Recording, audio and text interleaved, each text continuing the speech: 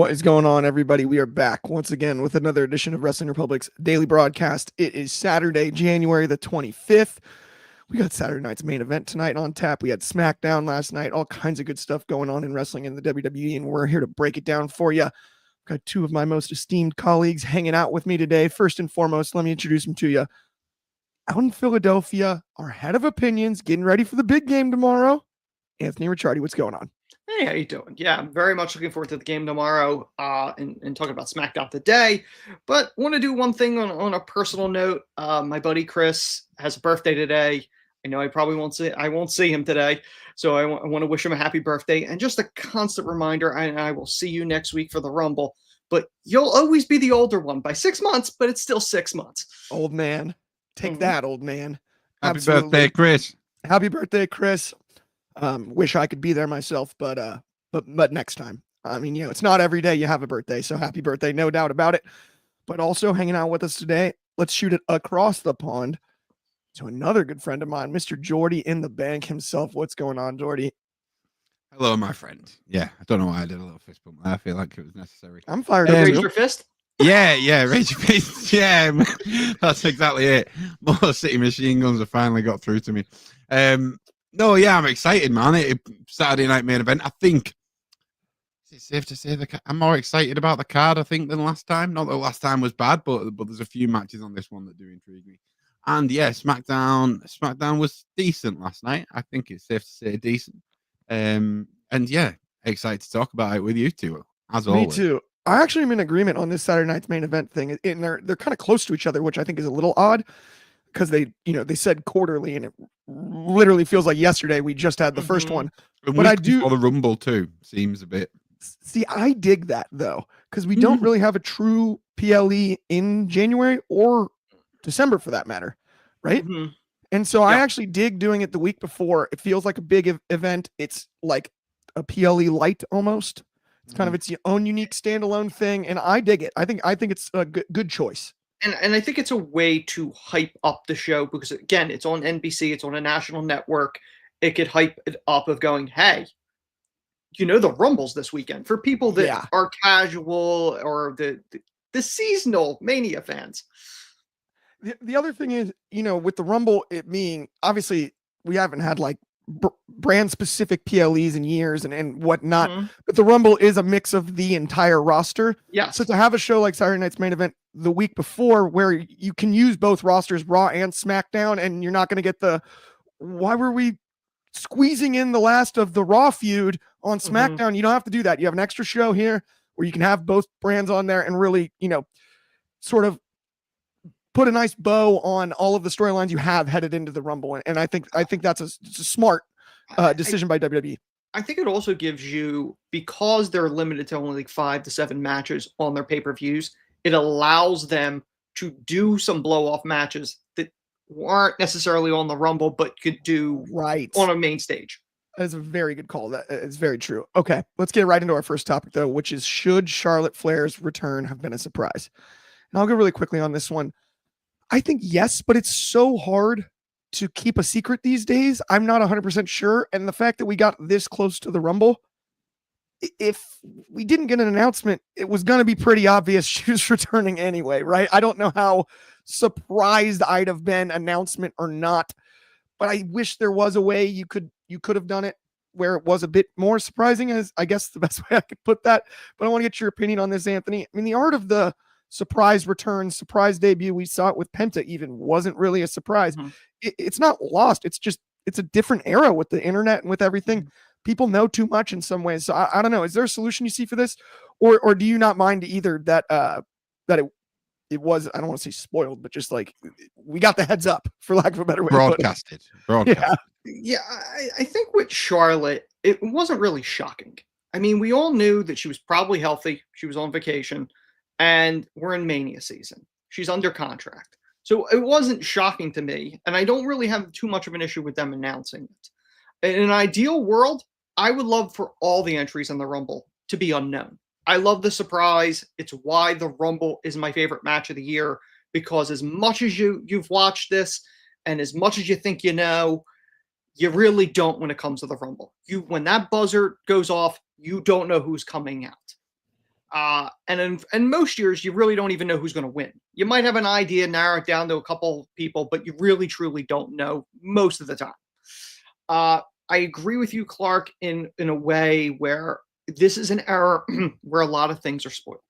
You have prominent dirt sheets, one guy trying to sell newsletters and convince people that his star ratings are definitive. You have another guy for small fee, you'll get select information. So you have all this problem going on if you want to be surprised as a wrestling fan. And that's a problem. Every year for the Rumble, I have to go Amish and stay off of the internet because of people posting, well, who's backstage, who's staying at the hotel. It's a problem when you look at that stuff. The reason I don't have too much of an issue with them announcing Charlotte is because I know there's going to be some surprises in there. Becky's probably going to be in there. We know she's on her way back there, and presumably, unless something dramatic happens, they're probably not announcing her. But I think there's going to be surprises, and I think in a lot of ways, as wrestling fans, we're kind of in this bubble where we're like, yeah, but everything should be a surprise. Yeah. We're going to watch it anyway because we're diehards. It doesn't matter. They're doing that to get the people that are casual or don't pay as much of attention to get them to eyeballs on the product. Remember, this is the first Royal Rumble, the first major of the core pay-per-views or PLEs, whatever you want to call it, that's going to be on Netflix. They want to drive numbers up. It is why they mentioned, Penta as the worst kept secret. It's why they announced The Rock for NXT. It's all about driving numbers up. And that's one of those things that we got to remember. There's going to be surprises, but I understand from a marketing standpoint and a sponsor standpoint why they have to do these things that the hardcore fans are like, no, surprise me. Yeah. I understand from a business standpoint, and there's nobody better at promotion over decades than WWE. They know what they're doing. Very true. I agree. I agree with what you said there, and it is kind of just one of those things. It's nature of the beast, right? With with this modern era. Yes. The other thing I was kind of thinking about though, with Charlotte in particular, not that she's not couldn't be sneaky or a surprise like that.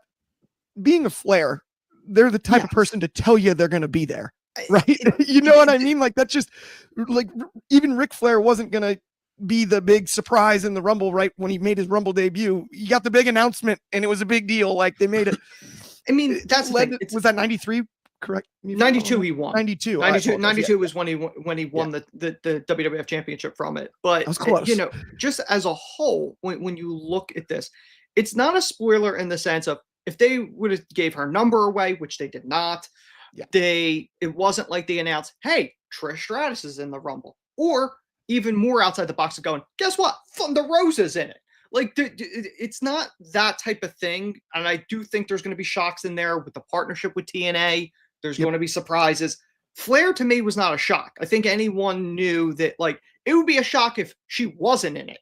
Yeah. I think this is exactly the point that I'm trying to make. It's not a shock, so why bother? What's the point? That's exactly the point. It's like, and I agree with you in terms of The Rock promoting NXT. That is gonna get people to tune in because it's NXT and The Rock isn't usually there. That is a huge. It's a, I don't say once in a lifetime, but once in a blue moon. You're not gonna get that very often. Yeah. It isn't Charlotte's last Rumble. The stuff that is taking people to this Rumble already. John Cena, for example, it's his last Rumble.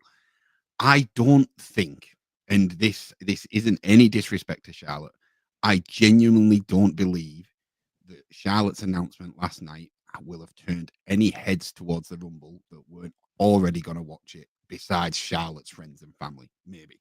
Like, maybe if there's some diehard Charlotte fans, but I think if you're a diehard Charlotte fan, you're going to love wrestling and you're going to know that the women's roster is currently stacked. They announced all them last night as well. I just think they didn't need Charlotte. And if you're going to announce it, if you make it a moment, bring her out tonight at Saturday night's main event. And like you said, Clark, let her do it herself in front of an audience of people and say, I'm a Flair. Like, I'm going to declare myself and I'm here to tell you all that that's what's going to happen. I can't think that it was anything other than like they needed to fill time. Like I genuinely don't really see a benefit to it. Like, because I agree with you in that, Anthony. Like, I'm not shocked by it, but I still would have enjoyed the little pop, because like everybody would have been saying Charlotte's probably one of the favorites to win the Rumble. Up until the Rumble, like, you could have said, listen, we don't know she's in it, so let's explore other possibilities. Now we know she's in it, and it's like, okay, right, well never mind then. Yeah, she's probably going to win it. Like, so I just think it's like, I don't know. It didn't seem a necessary thing from a marketing standpoint. I don't really think that is the same as announcing The Rock for the Rumble, or Cena's last, or even Rumble, Becky for that matter. Just, yeah, that's that's the thing. If Becky is the shock, then if you're going to do it from a marketing standpoint, announce Becky.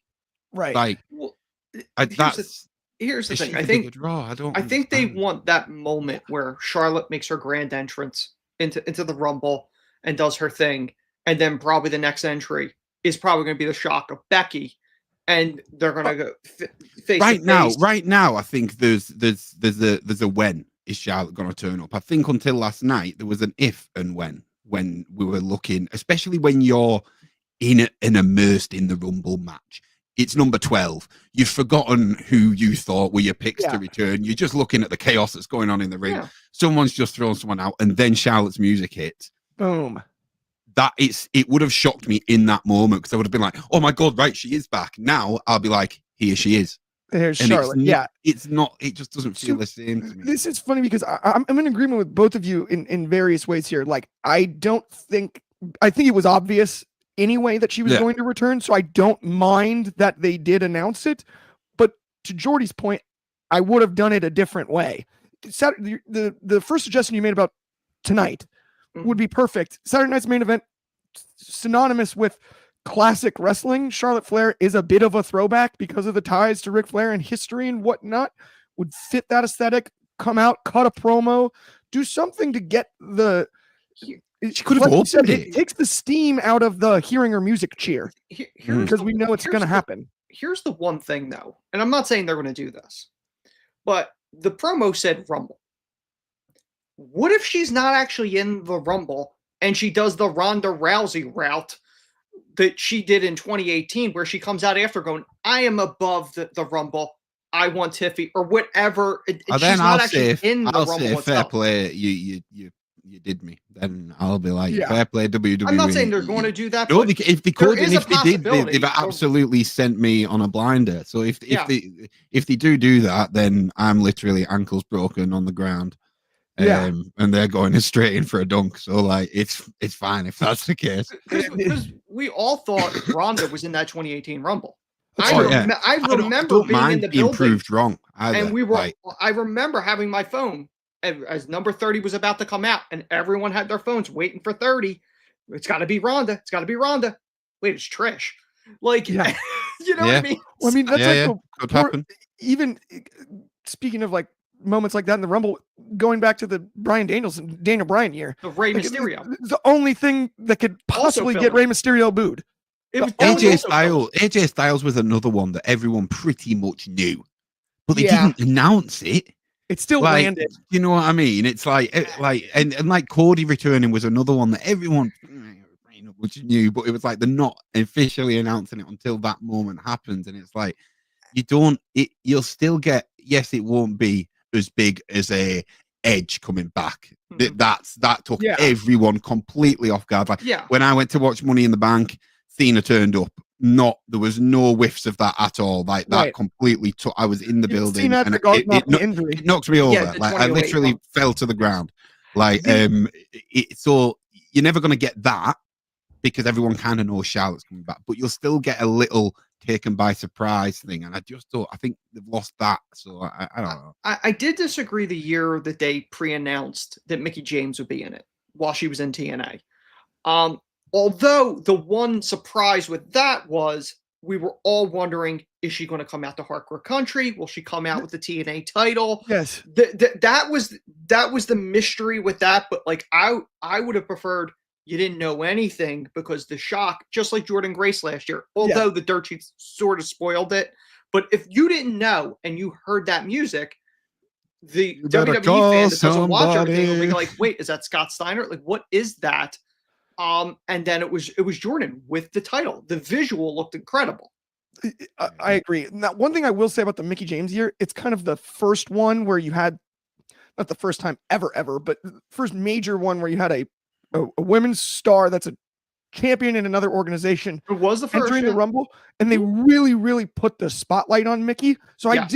that's one thing I liked about them announcing that one early. Yeah. Mickey got the full spot. This is a big deal. This is like a trailblazing moment from TNA. She got the full Red carpet. They honored her for it. Yeah, exactly. I am very glad that they let her come out with the music and the belt. Yeah. And they didn't try to WWE going, no, you're coming out to your music that you had here. We're not acknowledging it.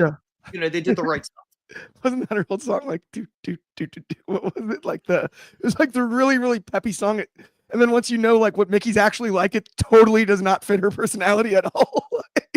Well, they never changed it. It was never changed it. Trish back in the day. Yeah. Like an old jumpy song that you would hear at like a bounce house birthday party.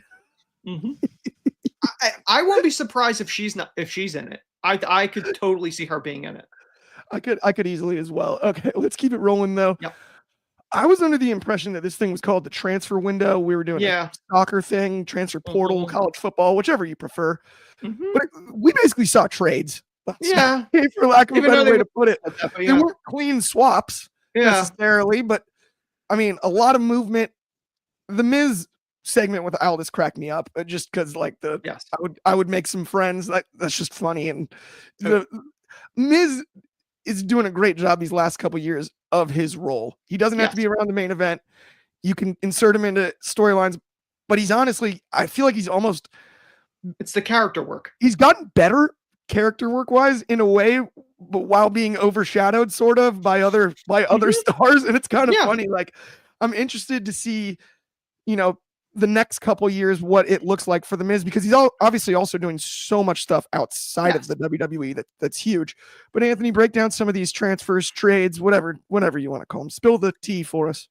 I mean, that's the thing, Clark. You and I have both complained about the brand split thing as a whole because they don't honor it the same way AEW didn't honor the rankings. Like, don't have a thing in place if you're not going to use it.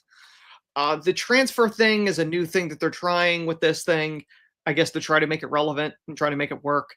It is kind of weird. It's kind of a weird trade thing because, you know, I like Aldis more than I do Pierce. And it makes Aldis look all the more shrewd, where it's like, sure, I'll send you A-Town down, which is a team that's been on again, off again. Will they break up? Will they not break up? It's the Ross and Rachel of the tag division in WWE. And I'll send you these dysfunctional guys. And you're going to send me the Wyatts. You're going to send me Miz. And you're going to send me Damian Priest. Which, you know, when you look at it, Aldis got the better end of the deal in this whole thing so far, unless something dramatically changes. I love the stuff with the Miz and Aldis, where, you know, Miz had his moment like Jerry Seinfeld with Newman, where he's like, "How did I purpose sent the Wyatts here?" Like, but Cross, like, I just thought that was great. Cross is doing some of his best stuff. I think it all works.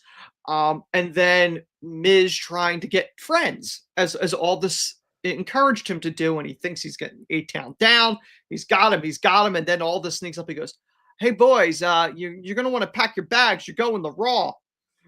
And Miz is like, what? I just worked on this. He's tried Andrade, and now all of a sudden he's facing Priest. I think that's a smart move, moving Priest to SmackDown. In all seriousness, get him away from the Judgment Day garbage. Like, that's it needed to end. If you needed to make him to go to another brand to get away from the nonsense, that was the right move. And then you figure out what to do with the Judgment Day, whatever's left of that. But out of this, I think Aldis got the better end of the deal, and I think Aldis is a tremendous on-screen talent. And I hope at some point he gets to wrestle in WWE. I think he deserves it, but at the same point, you kind of don't want the general manager thing to end either, because he's doing such a great job. Yeah. I mean, I did love what the Miz did last night too, by the way, like you were saying, but it is funny to me how it felt like trades and we got transfer window. It's going to be different. And it really kind of felt like the same old thing. It was like, this is what they used to do. It just is We're it not something calling different. it trade. We're just calling it a transfer. That's the same thing. The things changed in name only. Yes. If Bailey and Nia Jax both gone to Raw, Bailey definitely has, but has Nia Jax gone to Raw? I know she's fighting Rhea this week tonight. I think so. Yeah, I don't know if Nia is, sure. But I know Bailey definitely is because they announced it and then she lost. And I was like, oh, good. Good start. Clark, it's like the rebranding that Comcast did when they had a bad reputation. Now it's Xfinity. We all know it's still Comcast. Yeah. And then wasn't it the Comcast became Xfinity? And then what's the other one that just did the same thing? I'm blanking. Well, I mean, obviously. Oh, you mean HBO Max and Max? Yeah. We just dropped the drop the letters. Yeah, they just dropped the letters. They're like, all right, let's just shorten this one up a little bit. Okay. In that case, can Adam Copeland just call himself Edge with like EDJ? I honestly was thinking about like Enzo Amore worked it out, and he just does Enzo. Honestly, he should have went by Legend, and that's what he did on the shirt. He emphasized. You could just call him Ledge. No, did, you want us to call you Ledge? That's better than. I'll call you Ledge. Corner. Little ledge, it does sound like a window ledge, doesn't it? Yeah, it's calling Ledge.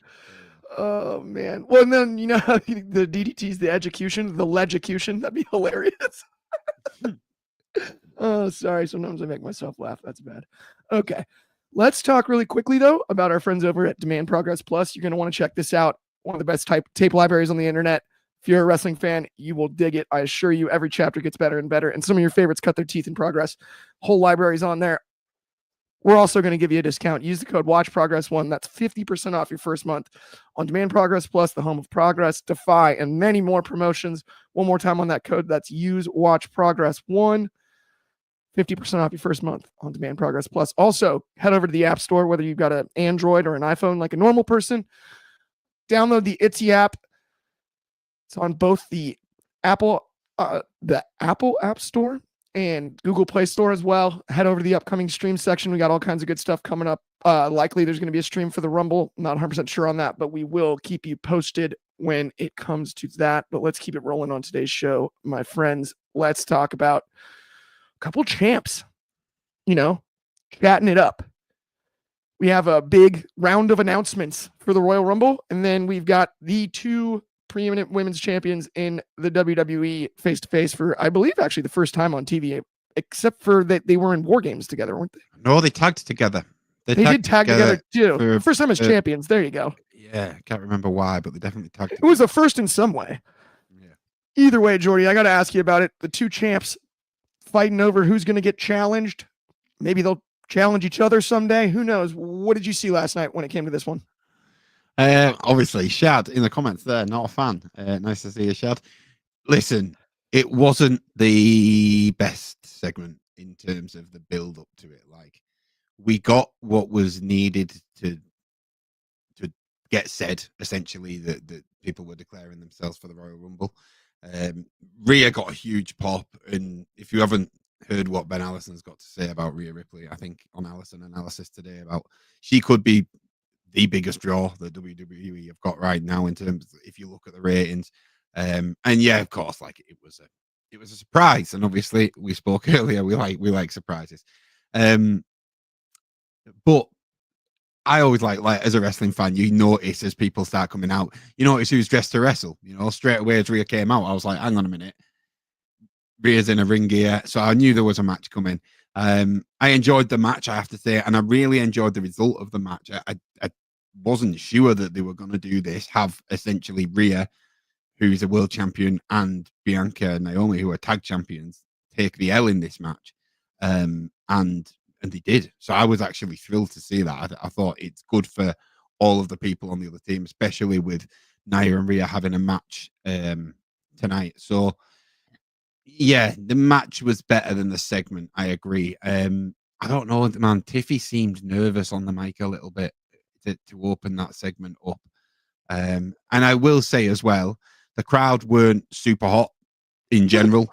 LA Knight, kind of his first year, you could tell that he had to do it himself, and then everyone joined in, because the first one they kind of half joined in. So the crowd needed warming up a little bit. But yeah, I do agree with the comments. I'm being a little bit nicer. I would say it was a clunky segment at the start, but the match was solid.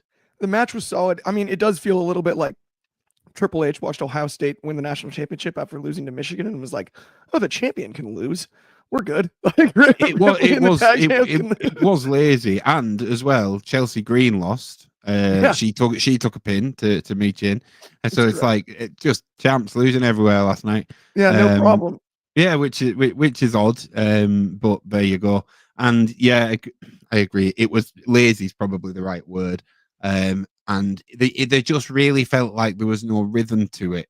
And we've seen these segments before. We have, where another person interrupts someone, and as wrestling fans, I don't know, because of the kind of intelligent storytelling that we've been given over the past couple of years, are we a bit over that kind of, because as soon as the third person comes out, I think we all know then, here we go, we're going to hear 5 more people, theme music, and it's going to end in a 6-person tag match. And it does seem to happen often as sort of a Rumble preview, which is kind of funny to me, because if you think about what's great about the Rumble is actually the entrances being spaced out.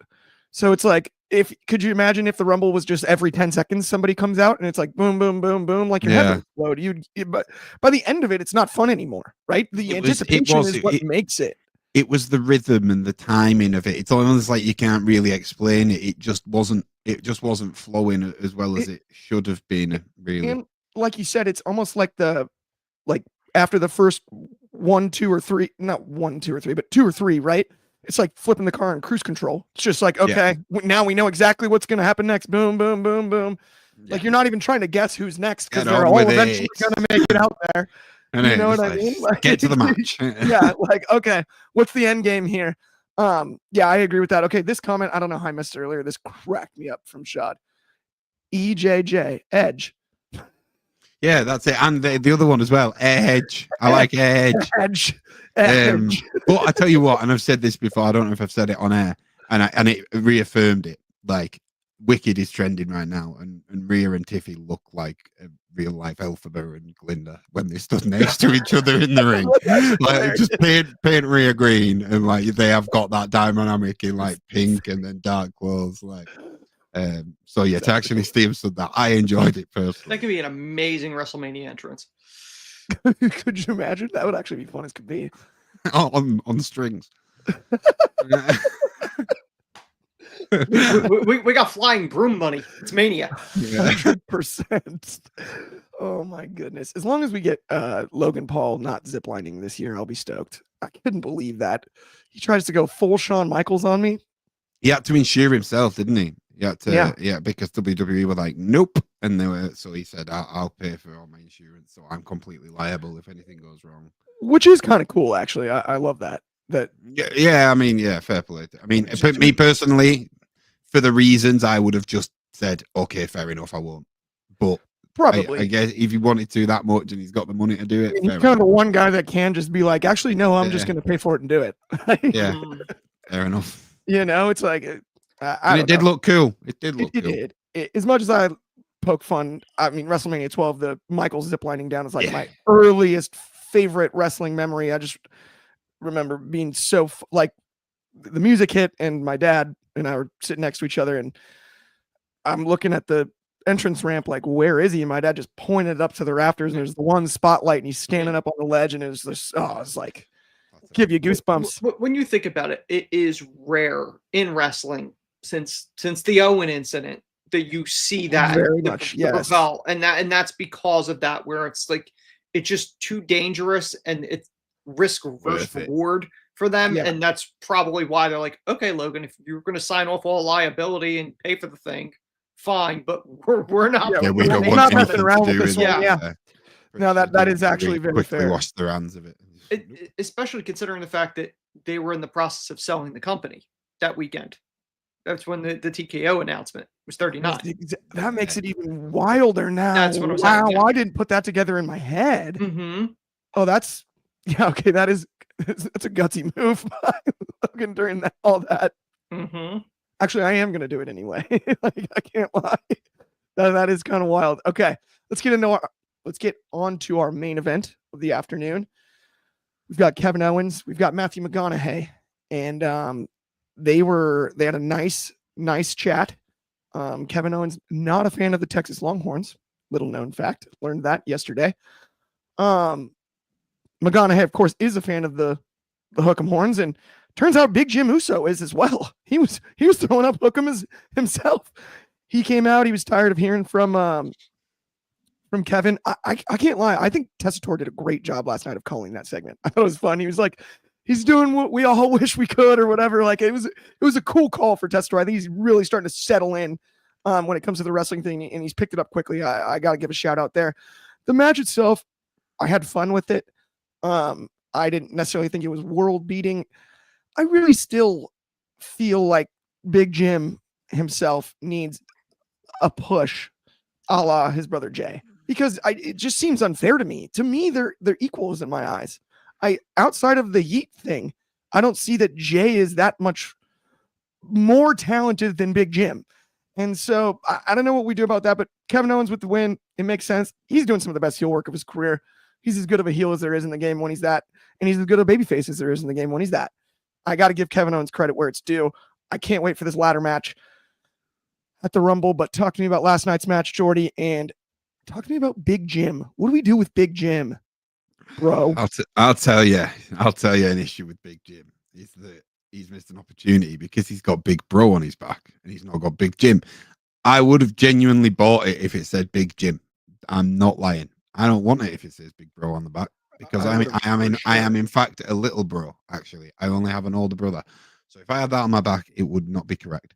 And my granddad is called Jim, so I would have liked to rep Big Jim on my back. Great name, James. Yes, so that's the problem. But I agree with you, Shad, in that he's not had the same push. Jay was fortunate enough to go against one of the biggest villains of all time in the Tribal Chief Roman Reigns, and to be honest, anybody that did that got a lot of crowd behind them, because like we all wanted that reign to end, as crazy as it sounds now, because like it totally was one of, if not the best reigns ever, but we were always so behind the opposition, whoever it was, and Jay got that. Jay got the kind of, he was like a very integral part right back when the Tribal Chief storyline started, and Roman obviously turned him to be on his side because he was trying to be main event Jay. So it goes back a long way, and I agree the Yeet thing is lightning in a bottle. It was almost look like they had too many drinks before a press conference, and they just rode it. So I want to see Jimmy, because I agree in terms of in-ring ability, and Jimmy is funny.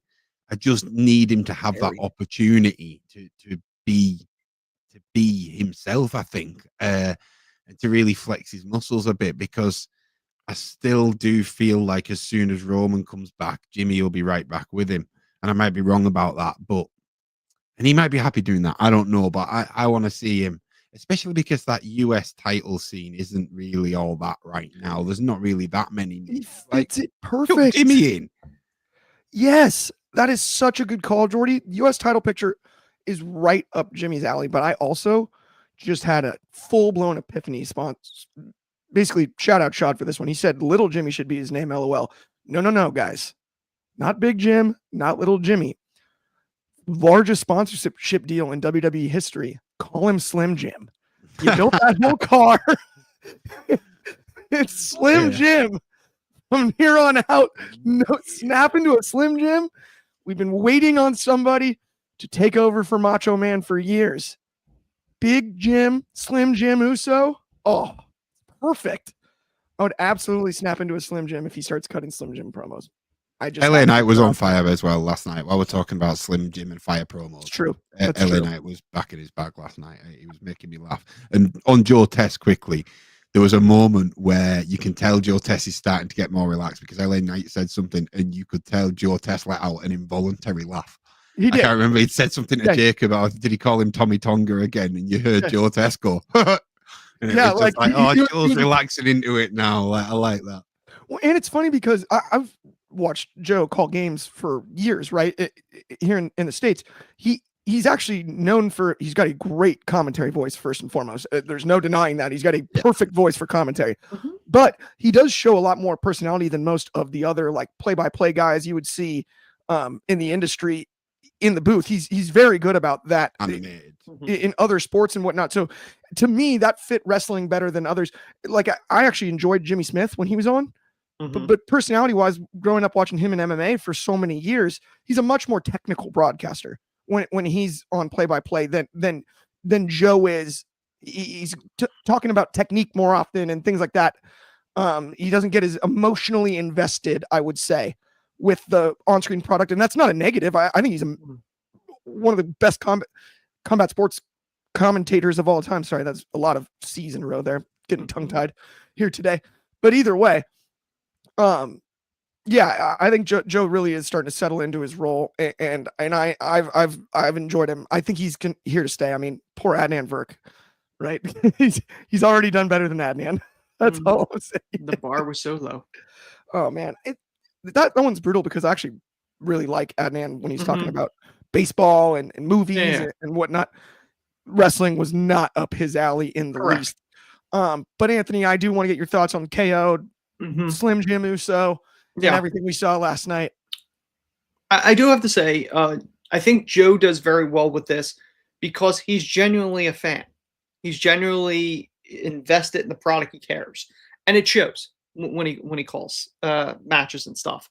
I do want to say the little Jimmy is technically not possible because that is the name of R-Truth's invisible friend that he always referred back to as Little Jimmy. Unless you want to retcon that and say that he was talking about Jimmy Uso the entire time, but whatever. I can't see him. I can see him. Yeah. I can't. But no, in all seriousness, I do have to emphasize that KO's trolling game on the t-shirts could not be more top-notch during this entire feud. Whether it's the son of the plumber knockoff shirt that he wore, to last night wearing the I Heart Sami Zayn shirt, which leading to the whole, hey, will Sami side with KO? Will he help him win the title? And then KO will help him win the Rumble and they can face each other at Mania, which I would not have a problem with, by the way. Not saying they're doing it, but I'd be okay with that because anytime you get KO against Sami, yeah, just take my money. I want that. The one thing I do want to point out is that Kevin Owens last night mentioned he took a shot at Michael Cole, saying that Michael Cole's not here. He's too busy kissing Pat's, you know what. Here's the thing. I am wondering, knowing the way WWE is, and that they'll turn real life stuff into storylines, whatever. What if they somehow rope in Corey Graves into this and Kevin Owens has his own announcer and it's Corey? Because I could see them doing that. I remember the days when they tried to do JR as the heel with Dr. Death and Michael Cole was calling Raw with Jerry the King and they propped up another announce table and it was for JR to call a match. Would they go this route and have Kevin Owens so delusional that he's got his own announcer for his matches? And it's Corey. I could see them playing this up if they wanted to go that route. Jimmy is one of those ones as far as Jimmy Uso is concerned. He's got a lot of talent, but like Jay, he needs to get out of Roman's shadow. And right now, I don't know necessarily if he's out of his shadow and out of Jay's. He's got to have his moment, but I don't really necessarily think he's gotten that yet. He wasn't going to beat Kevin Owens. Kevin Owens is in a storyline for the WWE Championship, so there was no way Jimmy was going to pull off the win on that. But you could go a direction for a U.S. title, like you said. I think that's entirely possible if that's your way you want to branch out. And I know this is not a topic, and I know we don't have much time, but I do want to say, loved Jacob Fatu last night, him stepping into his own and really showcasing the legitimacy of just how this is a once in a generation talent. Oh, And yeah. I know that with that said a lot, but Jacob Fatu's money. Unless He is. Jacob does something to screw something up, that guy's going to make money for many, many more years to come. He's so good. You can't. The body language. I mean, Jordy, you were just basically doing like a little, but the demeanor, the movements, it's brilliant. There's something to that. Even like it's funny. I was thinking about this with Penta's debut, right? Penta does that little walk, and it's so cool. Yeah. It really bothered me, the entrance music they gave him, because it doesn't fit the walk the way that I think I wanted it to. I think it works with him. I think he makes it work. But it was a little bit too like rock and roll-y for me. I wanted a little bit more. I mean, like, I still think that entrance that the Lucha Bros had in that cage match, I always love to talk about with the Bucks, where the actual artist wrapped them down in the headdresses and the Letterman jackets and everything. It was one of the coolest ever. Although I do remember it was kind of funny, like they had the flames at the top of the stage. Basically the entire time they were walking down, right? And they're just shooting the flames up. So not fireworks, but flames. Yeah.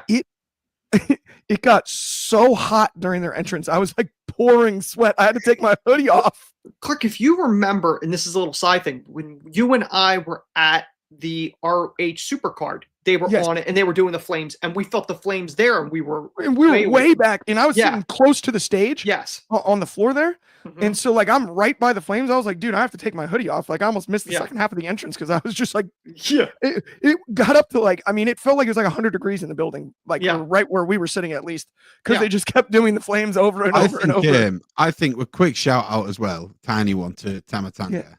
Tammy Tonga. Oh yeah, he's phenomenal. He's phenomenal. I said his name wrong twice then, but it's a mouthful. Tama Tonga. But the fact that he went with everybody saying that was fantastic. But I think everybody was like saying like Gunther is almost like the heir to the Brock Lesnar throne of being that terrifying presence. I think it's Jacob. Oh, it's Jacob now. I agree. I think it is Jacob now. Yeah. I think he instills more fear into me. Like, Brock, like wrestling, it's hard to do to have that fear because everybody knows it is premeditated, it's choreographed, whatever. There's some people still you don't want to be in a choreographed fight with. Absolutely not. Jacob's one of them. Brock's one of them. Gunther is one of them because of the chops. But I think Jacob takes that. The only other name I would throw onto that list is Obafemi. Obafemi, you can't go without adding him to that list. Obafemi's up there too. Jacob has this aura of like Haku, which legit anybody knows the history with Haku. Legit, everyone says he was the toughest man in the business when he was in the business. Like everyone was afraid of Haku. Jacob's the type of guy who, if he bumped into me at a bar and spilled my beer, I'd buy him a new one and say it was my fault. Like, I want to see Braun Strowman headbutt him and fall over. I want to see the old Samoan headstrong thing come back in because Rhea headbutted Nia Jax last night, and I was like, she's got some Samoan blood, so she should not, like, Rhea should go whoa. Because that's how it works in wrestling. Like if you headbutt a Samoan, you fall back. Yes, 100%. I'm with you. But with that, by the way, that's going to bring us to the end of today's show. It's been a blast. Thank you, everybody who tuned in. We'll be back same time, same place tomorrow. That's noon Pacific, 3 o'clock in the East, 8 o'clock over in the UK, and of course 9 a.m. in Hawaii. We'll also be back tonight, correct, Jordy? Live? Are we doing one? Possibly. 50-50. Stay tuned. It could be. Leave that with us. It could be. It might not be. No guarantees, but you may get a little bit of a live stream because surprises are more fun. You may see us again. Yeah. So just make sure you check. But either way, and then check out Sold Separately, all of our good stuff here at WR. Have an excellent Saturday. We will talk to you soon on behalf of me, Clark, Anthony, and Jordy. Have an awesome day.